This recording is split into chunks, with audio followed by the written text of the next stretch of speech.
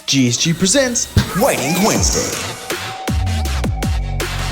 I'm Mark Sudonik, Textile Application Specialist with Graphic Solutions Group.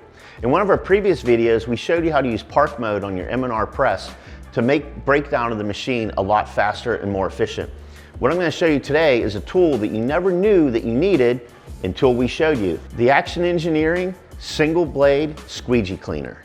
The Squeegee Cleaner, it's ergonomically designed so you can hold it between your thumb and your fingers.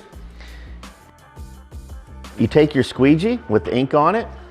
It's slotted at the top, the same size as your squeegee blade, and you just pull it down and put all your ink right back into the bucket. I would recommend to keep several of the squeegee cleaners in your shop. You can clean several different colored squeegees off, and when you're finished, they're easy to wipe down, get any excess ink off, and you're ready to clean some more squeegees. For more tips, like, comment, and subscribe to our YouTube channel. For more information on screen printing, visit gogsg.com, and we'll see you next time.